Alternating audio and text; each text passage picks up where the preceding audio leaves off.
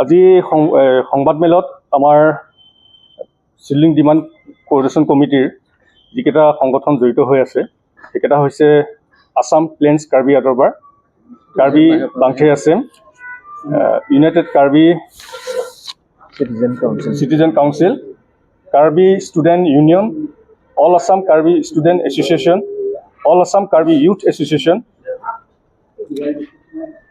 সুখাম দেশ ডুমৰা আৰ্লছ আছেম, Karbi employees association Kamrup, Karbi cultural society Kamrup, Karbi cultural society Morigaon, Karbi লামেটামে কামৰূপ।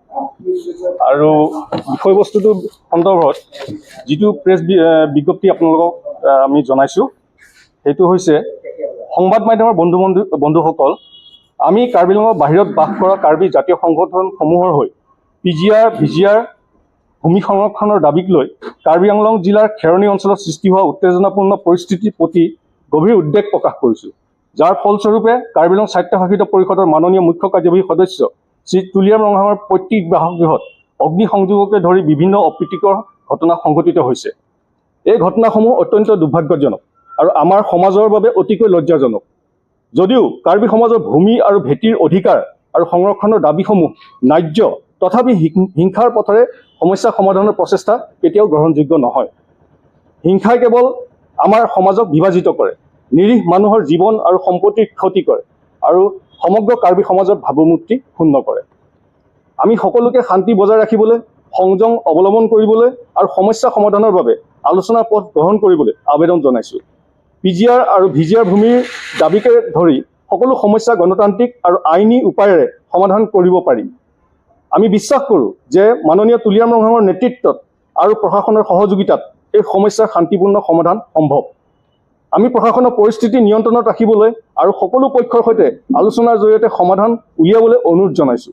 লগতে আমি সকলোকে যিকোনো ধৰণৰ উৰা বাতৰি বা ভুল তথ্য প্ৰচাৰ নকৰিবলৈ অনুৰোধ কৰিছোঁ। কাৰ্বি সমাজৰ ঐক্য আৰু শান্তিৰ স্বাৰ্থত আমি সকলোকে শান্তিৰ পথত থিয় দিবলৈ আহ্বান জনাইছোঁ। ধন্যবাদ।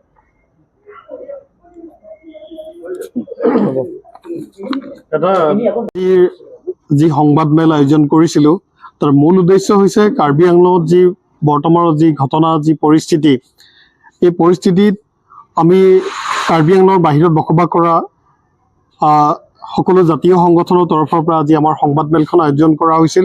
আৰু আমি খুবেই দুখ প্ৰকাশ কৰিছোঁ, যোৱা 22 তাৰিখৰ দিনা যিটো ঘটনা সংঘটিত হ'ল তাত মুখ্য কাৰ্যবাহী সদস্য তুলিৰাম ৰঙাঙৰ বাসগৃহ লগতে ব্যৱসায়িক প্ৰতিষ্ঠানসমূহ তাতে জ্বলাই দিয়া হৈছে। তাৰ বাবে বিভিন্ন ধৰণৰ তাত আন্দোলনকাৰীসকলো তাত যথেষ্ট তেখেতসকলৰো ক্ষতি হৈছে। তো আমি বিভিন্ন টেলিভিশ্যনৰ মাধ্যমেৰে আমি গোটেই ঘটনা পৰিঘটনাখিনি আমি দেখিবলৈ পাইছোঁ। তো আমি খুবেই আচলতে কাৰ্বি ভূমিত যি বৰ্তমানৰ যি উত্তপ্ত পৰিস্থিতি, এই পৰিস্থিতিক লৈ আমি খুব প্ৰকাশ কৰিছোঁ আৰু কাৰ্বি ভূমিত যাতে পুনৰ শান্তিৰ পৰিৱেশ ঘূৰি আহে তাৰ বাবে চৰকাৰ তথা তাৰে যি দল সংগঠনে এই গোটেই আন্দোলনটো কৰি আছে তেখেতসকলক আমি অনুৰোধ জনাইছোঁ যাতে শান্তিপূৰ্ণ আলোচনাৰ মাধ্যমেৰে গোটেই ঘটনাৰ এটা ৰাস্তা উলিয়াব লাগে। যি হিংসাত্মক যি আজি ৰূপ মানে এটা বৰ্তমানৰ যি পৰিস্থিতি, এই পৰিস্থিতিক খাম কটাই এটা আলোচনাৰ মাধ্যমেৰে গোটেই বিষয়বস্তুখিনিক এটা সমাধানৰ ৰাস্তাত আনিব লাগে।